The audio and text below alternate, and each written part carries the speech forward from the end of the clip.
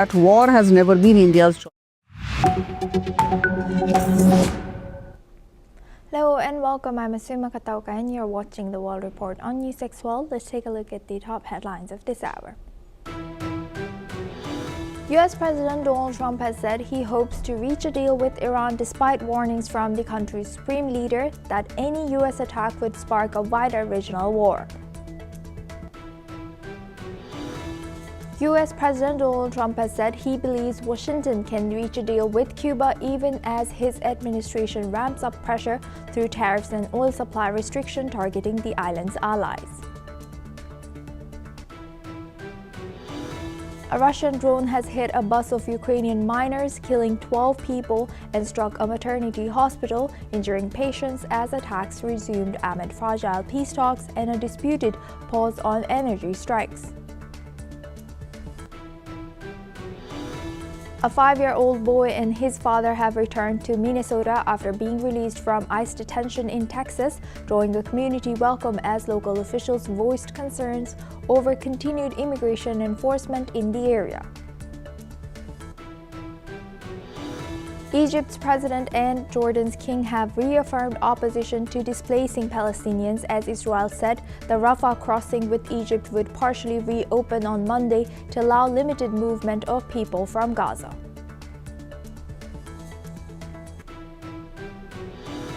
Congolese President Felix Tshisekedi has reaffirmed his call for inclusive national dialogue but set strict conditions as fighting continues in eastern DR Congo against M23 rebels, stressing that any talks must take place inside the country under institutional control and must not challenge his electoral legitimacy or court rulings. According to statements published by UNICEF and the Republic of Finland have announced 2.7 million euros in funding to support Syrian children through inclusive education, child protection and social protection services, targeting the most vulnerable including children with disabilities and those affected by conflict and displacement. According to IMF Managing Director Kristalina Georgieva, has speaking at the annual Arab Fiscal Forum in Dubai, she has emphasized global inflation is projected to fall to 3.8% this year and 3.4% by 2027, driven by softer demand and lower energy prices, while stressing that trade integration remains crucial as global trade continues to slowly but steadily grow.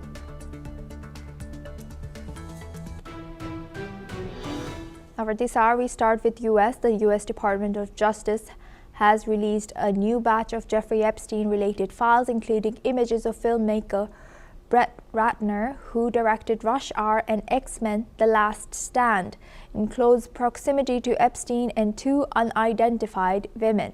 One of the images shows Ratner embracing a young woman while sitting on a sofa beside Epstein. The identities of the women have been obscured, and the exact date of the photographs remain unclear, although they appear to be taken in the same location as previously released photos involving Epstein and the late French modeling agent Jean-Luc Brunel. There is no indication of wrongdoing in the images. However, Ratner, who is currently working on the documentary Melania 20 Days to History, has not commented on the new revelations. The film, which follows US First Lady Melania Trump in the days leading up to her husband's 2025 inauguration, has already faced criticism for its connection to the Trump administration. On the release of the files, part of a broader legal mandate, has sparked concerns over the disclosure of survivor identities, though redactions are made to protect victims. Now for this, we're welcoming Dr. Satoru Nagao. He's a fellow at Hudson Institute, joins us live from Tokyo. Thank you very much, Dr. Nagao, for joining us again. Good to see you. Thank you. Thank you. Now, looking at this, what are we to make of these latest revelation, and do you think there's more to this? We can only speculate here about this, the Jeffrey Epstein relation to the filmmaker Brett Ratner, and now again, he has directed the latest movie that's been hit theaters on 30th, the movie of Melania Trump. The movie about Melania, the purpose of this movie or the contents of the movie is advertise Melania Trump. So that's why the first lady. So that's why it is interesting why Brad Ratner was chosen as the director of this documentary, because Brad Ratner's relation with Epstein is not approved, but at the same time there are many rumors about it.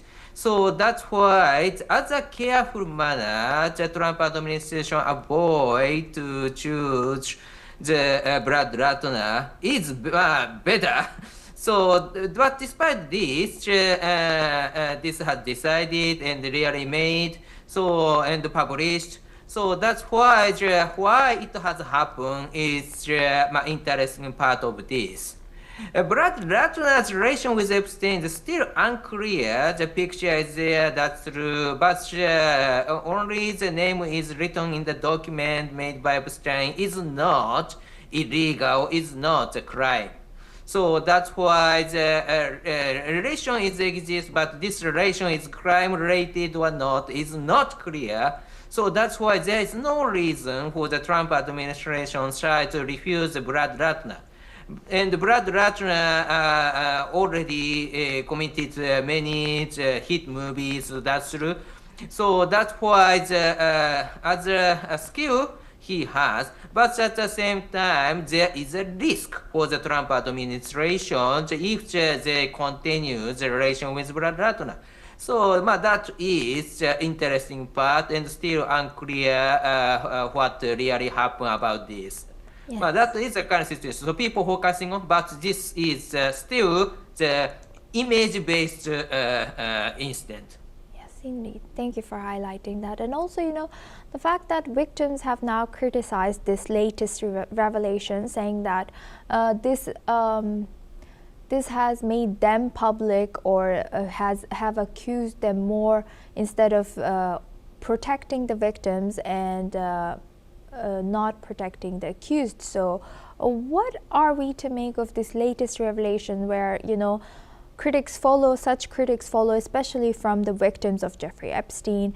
And how is this whole revelation protecting the political elites, if we can say that? Yeah, it is very difficult to say because Jeffrey Epstein committed a crime, it is clear. But at the same time, it is a common way in the elite societies in the United States. I think this is not, So variety of the people belong to such kind of elite society. So that's why, of course, some are very good people, and but at the same time there are some bad people. So this Jeffrey Epstein case cannot be the representative of the elite society in the United States. But at the same time, Jeffrey Epstein has a wider connection in the elite society. So many people are affecting just now. This is a very big scandal. So that's why such kind of the incident should not be forgotten, and the police need to clean up such kind of the bad guy in the not only in the United States but also the elite society in the both U.S. and Europe especially. So that's why this is a big crime, and that is a problem anyway. Yes, indeed. We will be eyeing that. Thank you very much, Dr. Nagao, for sharing that insight. Please stay with us. Now we move on to another news in U.S. U.S. government documents have identified the two federal officers who fatally shot Alex Pardee in Minneapolis last month as Jesus Okoa, a Border Patrol agent, and Raimundo Gutierrez, an officer with Customs and Border Protection. According to the records, Okoa 43 and Gutierrez 35 were the agents who fired their weapons during the confrontation last weekend that has resulted in Prete's death. The shooting sparked widespread demonstrations and renewed demands for critical inquiries, criminal inquiries into federal immigration enforcement actions. At the time of the incident, both agents were participating in Operation Metro Surge, a large-scale immigration enforcement initiative that was launched in December. The operation deployed numerous armed masked agents throughout Minneapolis as part of a citywide sweep. Now for this discussion, we welcome back Dr. Nagao. He's joining us live from Tokyo. Thank you very much, Dr. Nagao, for staying with us. Now, looking at this, as we know that the shooters were identified, now what more are our public, especially people who are against ICE operations in U.S., do you think are demanding as a justice for Alex Prete? In this case, there are the two aspects of this incident. One is low quality of the work of the ICE. And ICE agent hasn't followed the protocol and breached the protocol and killed the victim. So that was very wrong. And at the same time, this is also the political battle between Republican versus Democrats. The Minnesota, the incident has happened led by the Democrat governor, and ICE agent was sent by the Republican government, Republican federal government. So that's why this is a political battle between two. So, but in this case, what happened is revealed by video, and the video indicates that the two officers of the ICE clearly breached the protocol of the cracking down. And in this case, their low quality of the work is a very serious and important aspect of this incident. So that's why the two agents identify and who breach the protocols. That is very important. In this case, Republican or Democrat are not the matter. They just follow the protocol is as a professional, they must do that.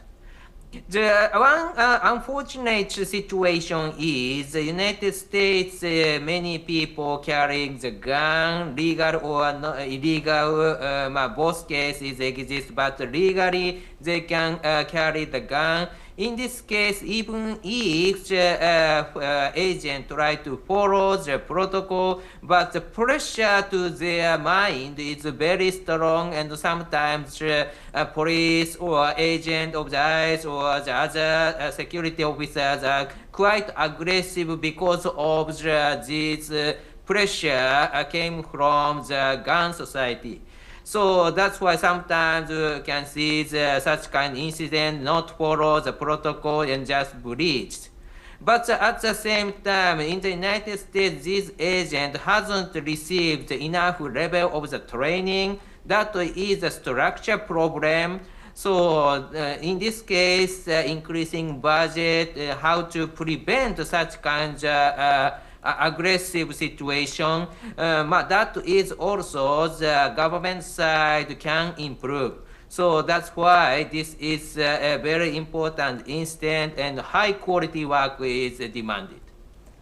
Right. Thank you, Dr. Nagao, for sharing that. And how has these kind of incidents, especially the shootings done by ICE agents, affected U.S.'s image, U.S.'s image of democracy or a democratic nation, being the oldest, and also about how are the international students who could have been interested in pursuing their studies from Japan and elsewhere in the world to U.S. How do you think this has affected their U.S.'s reputation in many divisions? Yes.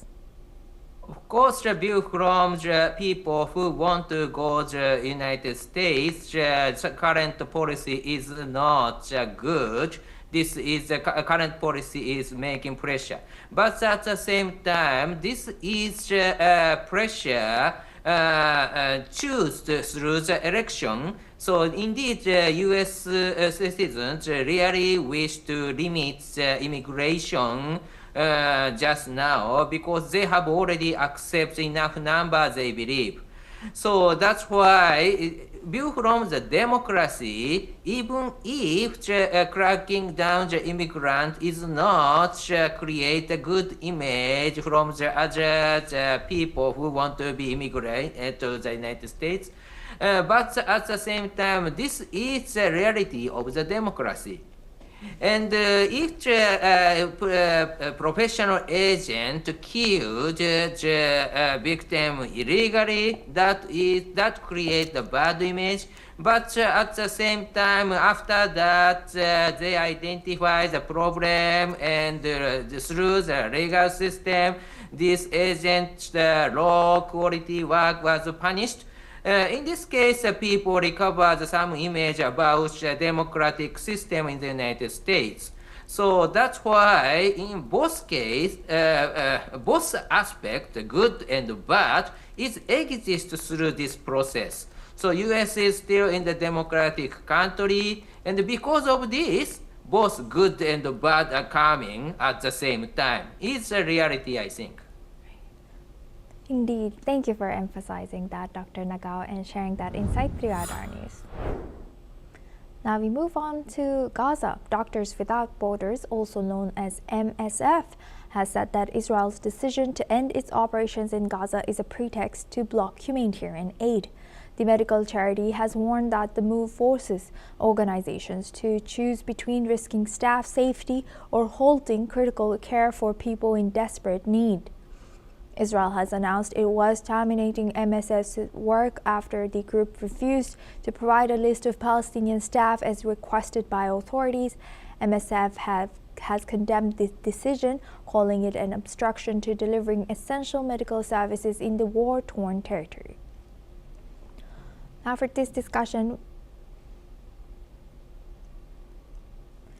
Doctors Without Borders, also known as MSF, has said that Israel's decision to end its operations in Gaza is a pretext to block humanitarian aid.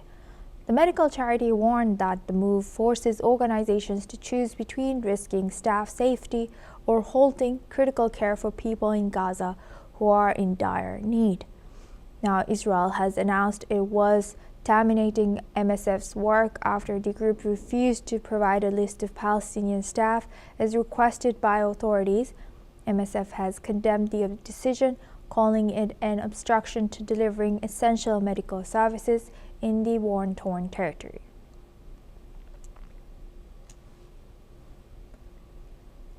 Doctors Without Borders, have also known as MSF, has said that Israel's decision to end its operations in Gaza is a pretext to block humanitarian aid. The medical charity has warned that the move forces organizations to choose between risking staff safety or halting critical care for people in desperate need.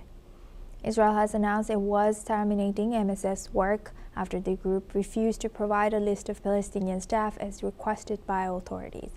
MSF has also condemned the decision, calling it an obstruction to delivering essential medical services in the war-torn territory.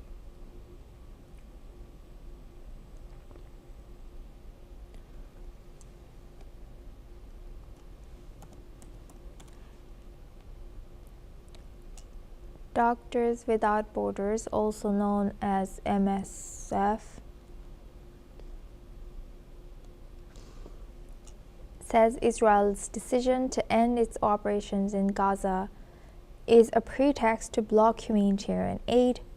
The medical charity has warned that the move forces organizations to choose between risking staff safety or halting critical care for people in desperate need. Israel has announced it was terminating MSF's work after the group refused to provide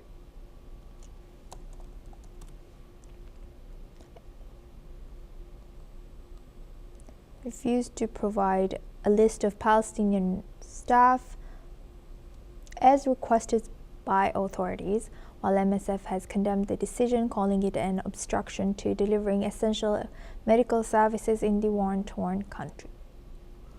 Now, Doctors Without Borders have said that they were unable to build engagement with the Israeli authorities on the concrete assurances required, including that any staff information would be used only for its stated administrative purposes and would not put colleagues at risk. Now, for this discussion, we welcome Mr. Keith Vaz. He's a former British minister, joins us live from Goa, India. Welcome back, Mr. Vaz, to India. Thank you for joining us again. Now, looking at this, why do you think Israel is halting or Israel is stopping this MSF's work, and why is MSF unable to provide them of the staff's profile as requested by Israel? I think the biggest problem we have at the moment is this, and that is that there should be a clear understanding that a deal has been signed by President Trump, and a lot of countries have countersigned it, including the Americans and the British and the French, in order to get a ceasefire and peace. That necessarily entails that we should allow organizations like MSF into the main area to allow there to be a proper discussion as to how local people are going to be helped. And as it currently stands, this is not happening. So I think what we need to do is to keep pressing, or what the Palestinians need to do and other authorities, is they need to keep pressing the authorities to allow these bodies to continue. Yes, and it's one of the earlier, I don't recall the exact name of the organization, maybe it was Red Crescent or something. They said that they are having it difficult to identify or to get the identification of these staffs because their homes are destroyed, their homes are in rubbles, and when they were busy saving their own lives, they couldn't be going back to their to these places where their homes are already under the rubbles to find their identification, etc. So it's very difficult to even get their ID cards and to get these kind of things. So do you think that Israel is not understanding over here by saying that you need to provide these identification cards? As if we see the pictures of Gaza, it's just rubbles. How will they be able to find their ID proofs, etc., while their homes are in rubbles like that? Well, we live in the real world, and these little children who are being killed every single day by the various activities that are going on there, they need to be protected. And in the real world, if a country wants to support humanitarian considerations, that is what they will do. And this is not happening at the moment. And that is why it is absolutely essential that it is provided. As it currently stands, the situation has got worse, and they should allow these people in. MSF is a very well-known international organization, and there is no excuse why they should not be allowed in. Right. And how might this decision affect Israel's international standing, particularly with allies that rely on groups like MSF to provide aid in Gaza? It will continue to tarnish the reputation of a great country. Israel, as a separate state, is a great country. It's when great countries turn on their neighbors and behave in this way that they are tarnished. We need to get back to a situation where the tarnishment comes to an end, and that we have peace in the Middle East, peace between these countries, to ensure that both citizens live in a peaceful way. This has not happened so far. Let's hope Israel will learn the lessons and allow peace to continue, because as it currently stands, we are no closer to the two-state solution than we should be. Israel needs to stop the killing. They need to allow in the humanitarian workers, and that needs to happen as a matter of urgency. Yes, indeed. And last but not least, does restricting humanitarian organizations strengthen or weaken Israel's security narrative, or does it risk reinforcing accusations of collective punishment? Well, I think what is essential is that we behave in a proper and appropriate way, okay?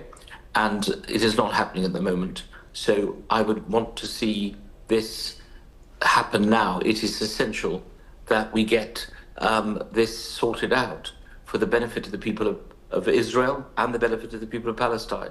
We cannot have any more killings going on there. Yes, thank you very much. With that, I'd like to thank Mr. Vaz for joining us and sharing that insight. Now we move on. Thank you. Thank you very much. Now we move on to Costa Rica. Right-wing candidate Laura Fernandez has secured a decisive victory in Costa Rica's presidential election, winning by a significant margin after promising to tackle the escalating violence tied to the country's cocaine trade. With 81.24% of polling stations reporting Fernandez led the race with 48.94% of the vote, while her nearest competitor, center-right economist Alvaro Ramos, garnered 33.02%. Ramos has conceded defeat as Fernandez triumphed in the first round. Now we move on to our next news. U.S. President Donald Trump has criticized the 2026 Grammy Awards as virtually unwatchable and called host Trevor Noah a total loser. President Trump has disputed claims made by Noah about him visiting Jeffrey Epstein's private island, calling the statement false and defamatory. He has said that he has never been there and denied any previous allegations. The U.S. president threatened legal action against Noah, saying he plans to sue for plenty of dollars. Trump has also compared Noah unfavorably to Jimmy Kimmel and criticized CBS for airing the ceremony. He has framed his comments as a warning to Noah to get his facts straight, wanting to take action if necessary. Now, we stay in Grammy Awards. Rapper Kendrick Lamar has made Grammy history, becoming the most awarded rapper of all time. He now has 26 Grammy wins, surpassing Jay-Z's 25 and Kanye West's, also known as Yeezy, as 24. Lamar has won Best Rap Album for GNX, Best Rap Song for TV of Melodic Rap, Performance for Luther, and Rap Performance for Clips, Chains, and Whips. He entered the night with 22 wins and 57 nominations and is still in the running for Song, Record, and Album of the Year. Lamar has said hip-hop is going to always be right here. God is to glory. Love y'all. His career includes multiple Best Rap Album wins, including To Pimp a Butterfly and Damn. This marks another milestone in his legacy, following last year's sweep for his hit diss track, Not Like Us. That's all we have time for. Keep watching NewsX World for more news updates from around the world.